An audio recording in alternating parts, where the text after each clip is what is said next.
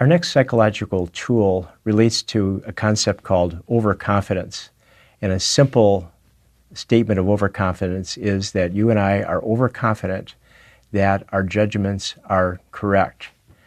Let me give you an overconfidence test. And this is the nature of the test. I'm going to give you 10 questions. Here's an example. The first question: the year in which Wolfgang Amadeus Mozart was born. And I want you to pick a range from X year to Y year so that you're 90% confident that the correct answer falls within the range. Now, why do I say 90%? Well, if I said 100%, that would be too easy, because then with every problem you could say from 0 to a billion and probably answer every question correctly. And so I want you to be 90% confident. That's going to force you to be a little more precise with your answers. So to be successful with this 10-part quiz, you will answer 9 out of the 10 questions correctly. So get your pencil and paper ready, and you can start with this first question. What's a range of years so that you're 90% confident that Mozart's year of birth falls within that range? Okay. Question 2, the length of the Nile River. The length of the Nile River. Again, write down a range so you're 90% confident that the correct answer falls within the range. You can use miles or kilometers. Question 3, the number of times lightning strikes the earth every minute. A range so you're 90% confident the correct answer falls within the range. The time it takes sunlight to reach the earth in seconds. The time it takes sunlight to reach the earth in seconds. The diameter of the moon. And here again, feel free to use miles or kilometers. And by that I mean a full moon. Okay, the number of knives, forks, and spoons in the White House.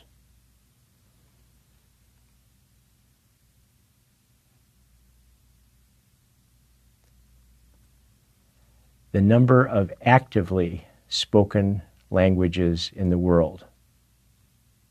Again, not the specific number, but the range. Actively spoken languages in the world. The gestation period, that is the length of pregnancy, in days, of an Asian elephant.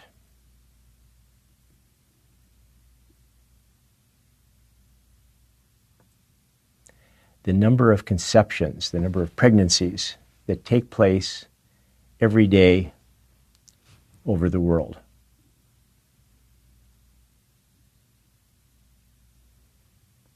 And finally, the length of time a snail can sleep if it is not disturbed in days.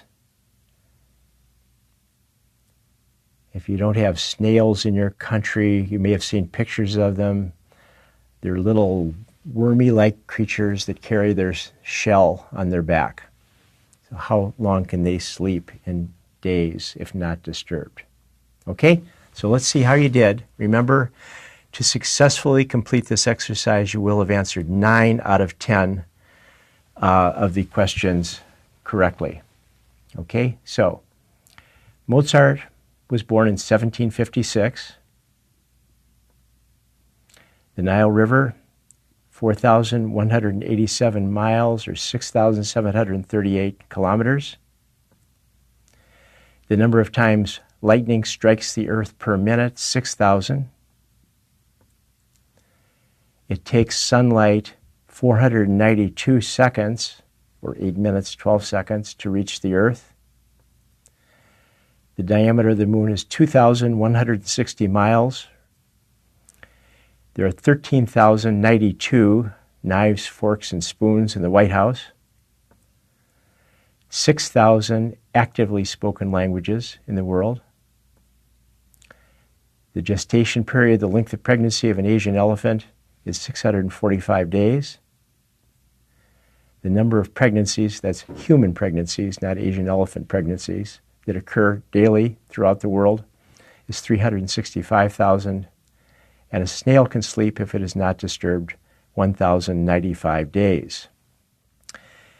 So, again, you were successful if you answered 9 out of 10 correctly. When I do this in class, it's very rare for anyone to answer 9 out of 10 of these questions correctly.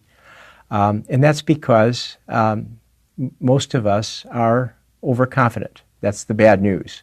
Most of us are overconfident. We choose ranges that are too narrow when we're faced with uncertainty, such as these questions. The good news is that virtually the only people who are not overconfident are clinically depressed. Now, overconfidence is something that is studied in a variety of disciplines. Finance professors in business schools love to study overconfidence because they relate it to trading in the stock market. And I think their basic conclusion is that because of overconfidence, people trade too much, and because of the overtrading and transaction costs, they basically lose more money than they should. Accounting professors love to study overconfidence. They look at, for instance, earnings projections by managers, and managers who are successful in making short-term earnings projections are often bad at making long-term projections because of the overconfidence that developed. And it relates to negotiation. I see this in the negotiations conducted by my students, where when they do the negotiation analysis and they try to predict what the ZOPA is, the zone of potential agreement, too often they predict zones that are too narrow, which then limits their ability to reach an agreement and be creative in coming up with a solution that satisfies both sides. So overconfidence pops up in a lot of different venues. Occasionally, especially when I'm teaching executives, I get this question. Well, isn't overconfidence really a good thing? Isn't it a good thing for a manager to be supremely confident so that he or she can persuade the staff to do more than they ever thought was possible?